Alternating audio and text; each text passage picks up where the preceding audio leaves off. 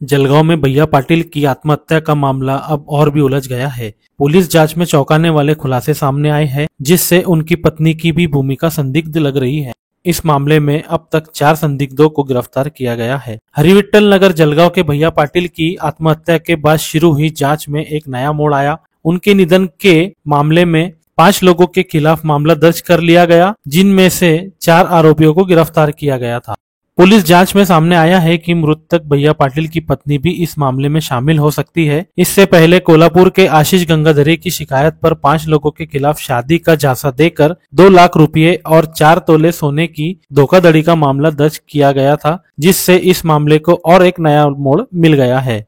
आरोपियों में से एक सुजाता जैन के खिलाफ पहले भी इस तरह की शादी का झांसा देकर धोखाधड़ी करने का मामला दर्ज किया गया था। पुलिस को संदेह है कि जलगांव का ये ग्रह, जिसमें 2 महिलाएं भी शामिल है, शादी का झांसा देकर कई और लोगों को ठगा चुका है। पुलिस इस दिशा में भी अपनी जांच कर रही है। इस मामले में आगे क्या जानकारी सामने आती है, ये देखना दिलचस्प होगा। Zaki Ahmed, Khandesh time news, Jalgaon.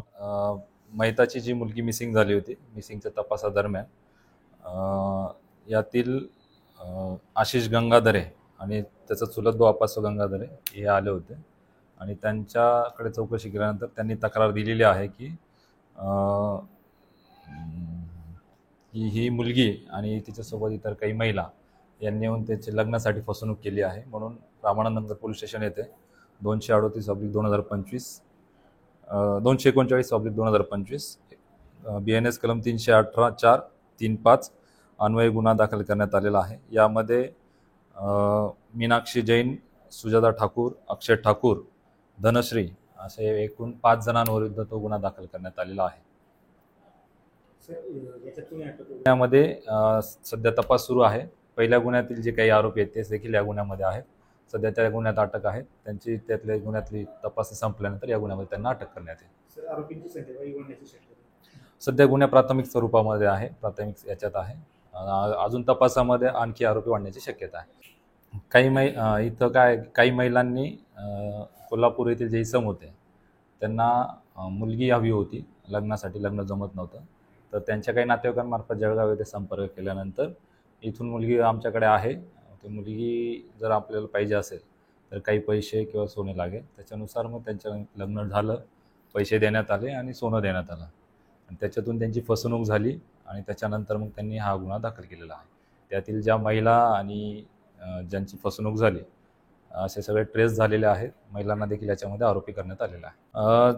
ज्या महिलांकडे अटक करण्यात आली त्यांच्याकडे तपासणी केला असता सदरची जी मुलगी आहे तिच्या आईला देखील हा प्रकार सुरुवातीपासून माहीत होता, ती देखील याच्यामध्ये सहभागी आहे असं आपल्याला तपासामध्ये निष्पन्न होतं। तो तपास सुरू आहे। सध्या आपल्याकडे ज्या वेळेला गुन्हा दाखल झाला ती मुलगी 18 वर्षाची पूर्ण आहे।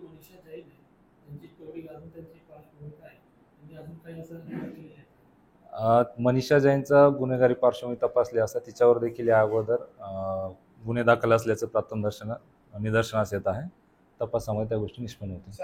हा सध्या गुन्हा दाखल आहे, तपास प्राथमिक याच्यामध्ये आहे। अजून काही त्याच्यात निष्कर्ष किंवा तपासात निष्पन्न झालं तर पुढील इन्क्वायरीमध्ये त्या गोष्टी निष्पन्न होतील आणि त्यानुसार कारवाई करण्यात येईल। हां, त्यांच्या हँगिंगवरूनच पहिला गुन्हा आत्महत्येस प्रवृत्त झाल्याचा दाखल आहे आणि त्याच्याच चौकशीमध्ये अजून हे तक्रारदार येऊन यांनी आमच्यासोबत लग्नाची फसवणूक केल्याचा गुन्हा दाखल केलेला आहे। आता या दोघी गुन्ह्यांचा तपास सुरू आहे। काल रामाणांच्या हद्दीमध्ये भैया पाटील वय 41 ह्या व्यक्तीने आत्महत्या केली होती। त्या आत्महत्येच्या याच्यावरून त्याचा भाऊ भरत रामदास पाटील यांच्या तक्रारीवरून रामानंद पोलीस स्टेशन येथे CR नंबर 238/25 BNS कलम 108 351 3-5 अन्वये आत्महत्येस प्रवृत्त केल्याचा गुन्हा दाखल करण्यात आलेला आहे। यामध्ये त्याच्या भावाच्या तक्रारीनुसार सचिन दादाराव अडकमोल, त्यानंतर मीनाक्षी जैन,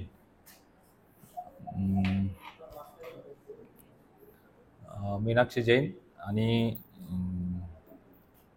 सुजाता ठाकूर यांची नावं घेतलेली होती।